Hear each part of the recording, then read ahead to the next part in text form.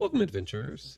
I'm GM Goblin, and today we're going to be delving into a topic that has been on most gaming tables since the creation of rules for ttrpgs, and Pathfinder is no exception. Whether you're a seasoned veteran or a newcomer to the table, I'm sure you've encountered rules or exceptions to rules that either your GM or your entire table have implemented or requested. Today I'm going to cover some of the house rules that I use in Pathfinder 1E. So grab your dice and pull up a chair as we explore the ins and outs of my home rules.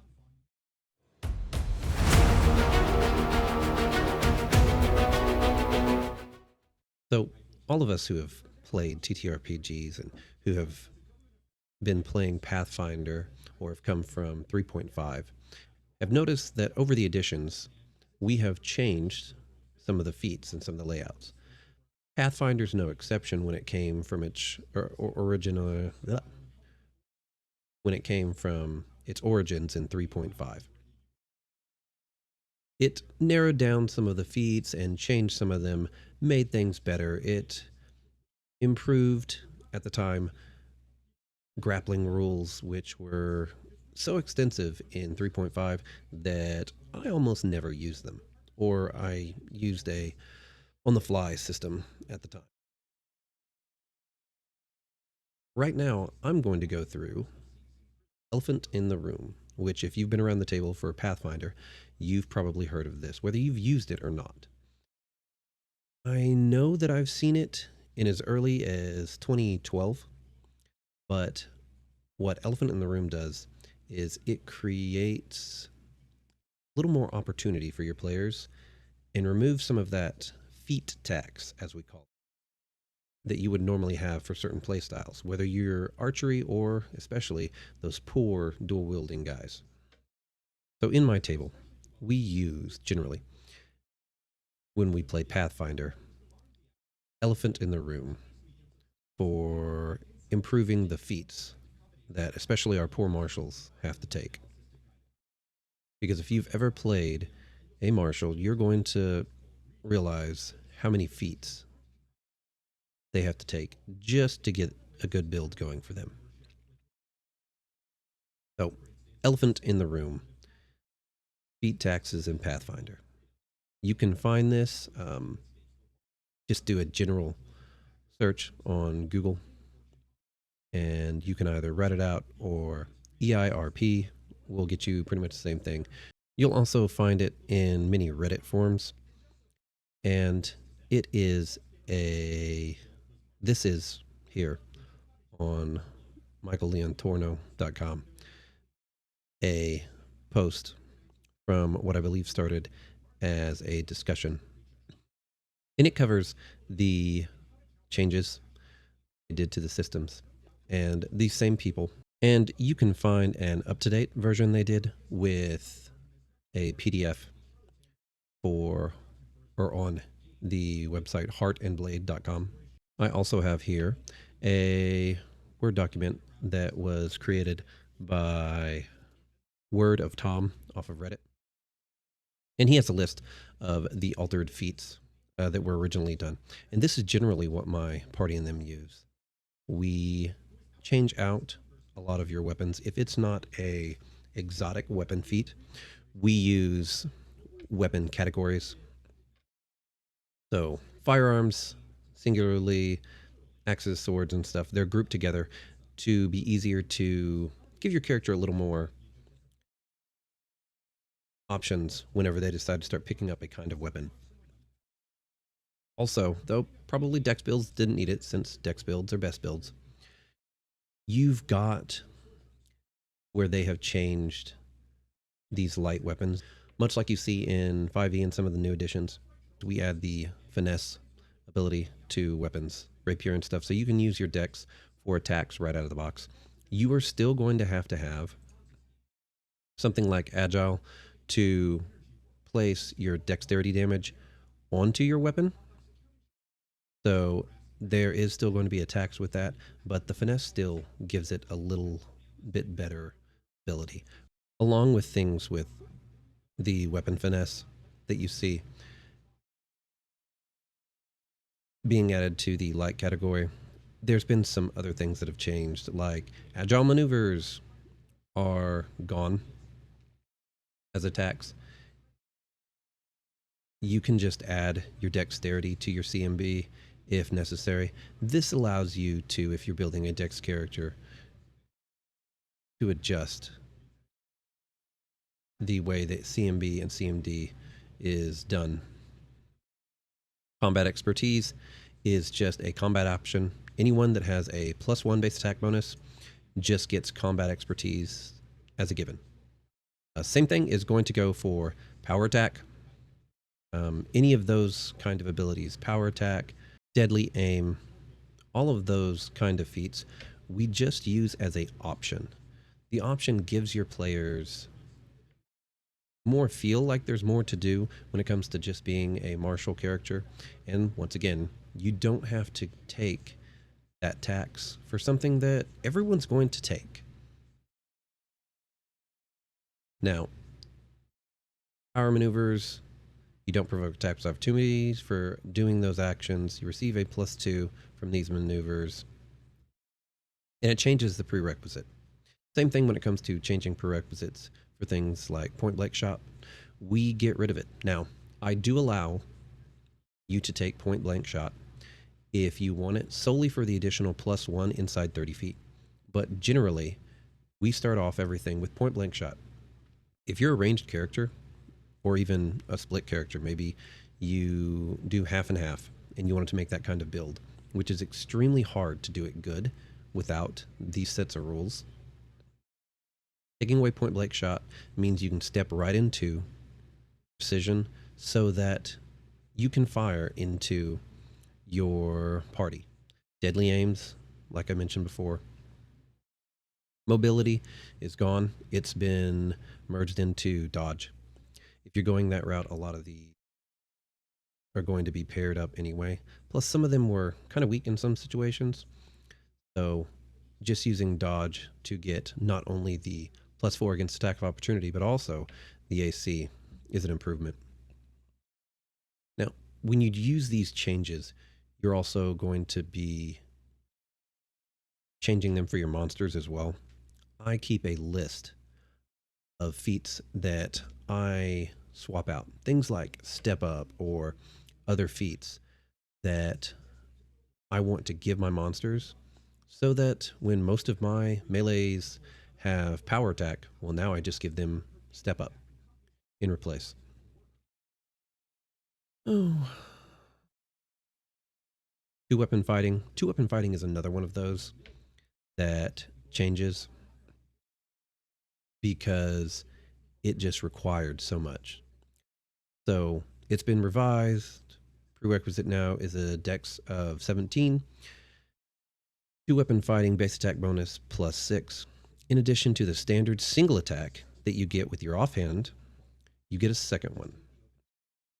So we're trying to improve the ability for someone who wants to live that Dritz Jordan kind of feel with their ranger or their rogue so that they can get into whatever the rest of their build is without having to spend so many feats to be able to use their two weapons.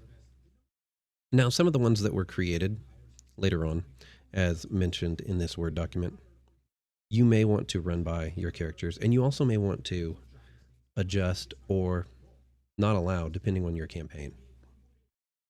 Things like elemental spell metamagic, which allows you to replace spell damage types, but in this one, elemental spell does not use up a higher level spell slot than the spell's actual level. So you've got a fireball now that can do electricity damage. Not all campaigns, it's really a big deal. But in some, you may want to leave this to its original, so they have to eat up a higher level spell slot, simply for the fact that it might be a way for you to adjust the difficulty against your players. Deflect arrows is another one of those that if you have a dex character that maybe they want to focus in on shields and they still want to be able to deflect a shield, you might be able to add that in as an option for your characters. So it's not just the monks that are slapping arrows out of the sky. I don't see it as really a big change, at least not the way that I play. So it never has really bothered me. Most of my players don't even really pick it up unless they're playing a monk, and then they usually just get it normally. And some of these you may not want in your game because of how you play. Something similar like the shield focus, which is not only just going to increase their standard AC, but the way they have it is increase the AC bonus granted by any shield by 1. The bonus increases to +5 against ranged attacks. Maybe you don't want to do that. I use a lot of ranged attacks against my party to cause them to move and split or decide how they're going to act. So I use a lot of range against them.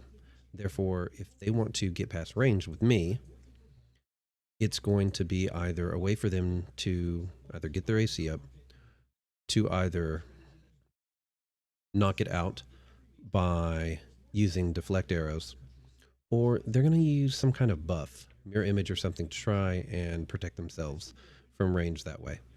They do have some interesting new feats that they have added in their PDF later on.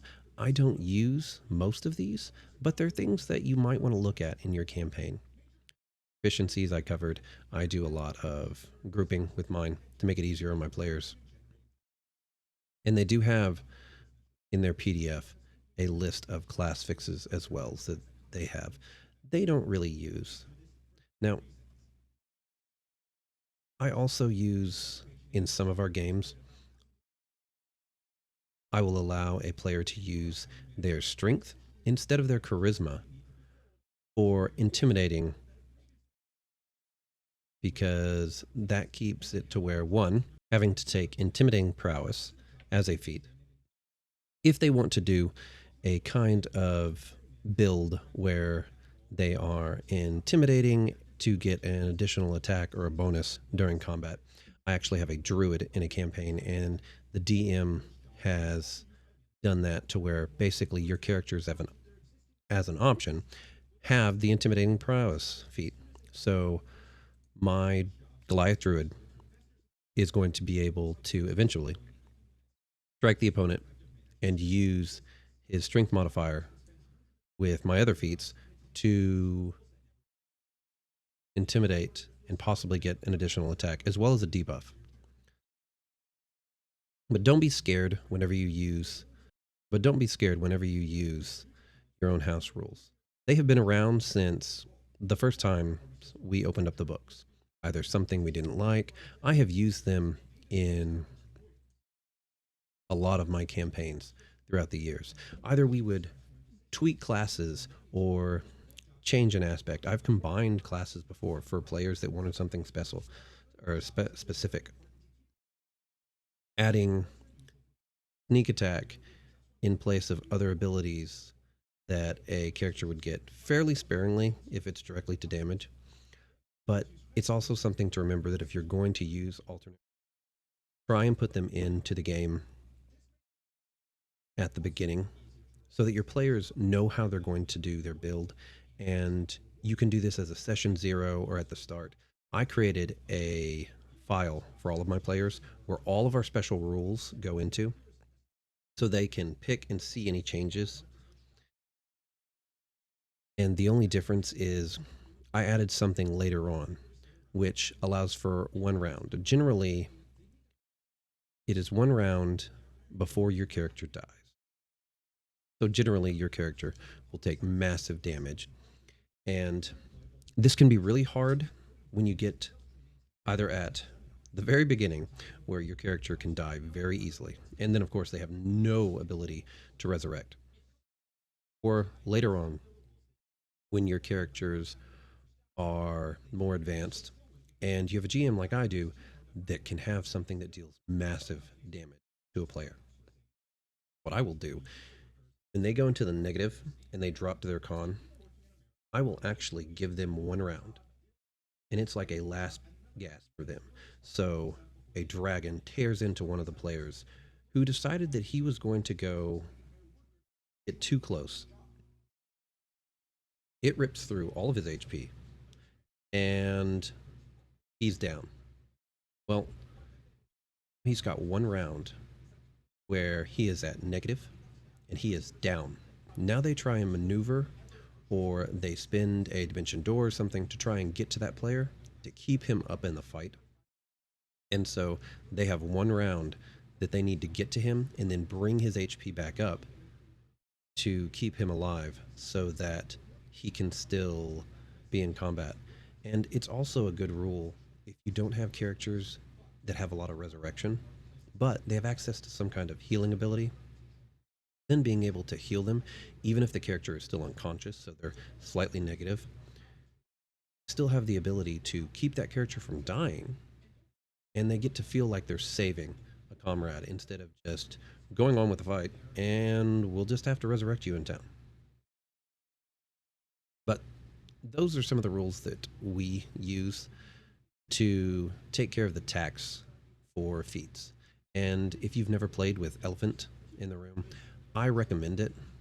It is something that all my players for a few years now have really enjoyed putting in all of our different games. When we do a one shot, or we have two campaigns that are Pathfinder right now that we're going through, we have it in both of those games. So I recommend taking a look at it, seeing if it works for your table, seeing if it's something you think as a GM you can deal with, and see how your players like it. Ask them. Maybe there's something else that they think they would like to try. Maybe something is keeping them from being able to play a certain character. Some of the other characters, like Kineticist, changing the way that some of the archetypes deal with burn, is a good way to open up more archetypes. I find that with that class, there's a few of them that the aspect of burn is so detrimental to the class itself that people don't want to play it because it hampers them more than normal. So they will just play a normal kineticist instead of something that has a lot more flavor to it. And always remember that if you make a mistake, bring it up with your players, and maybe you have to change it. I've had to do that with allowing certain things in. I have a current campaign where I'm using advanced weapons, one of the characters, and I've mitigated a little bit on her end when it comes to mechanics, but I've also mitigated it in the world that they're in so that firearms are well known enough that mages are ready to combat those kind of players, that kind of attacks. So changed it so things like shield naturally works so against touch AC for the firearms as well. But take a look around. There's a lot of things that we've used in different games, either by using background skills. And background skills is one of those optional rules that we have used for a while.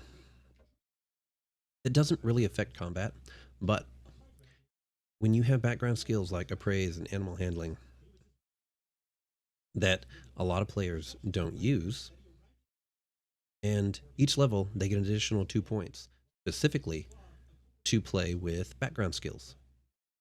And I know this is just an optional rule with Pathfinder in general, but it's a good thing to add. Now, the only thing that I would look at is due to the rules, and I'm tempted to implement something similar to what Pathfinder 2 or some of the older editions had with linguistics, because I currently have a campaign where no one has to cast a spell almost for new languages, at least on their current plane.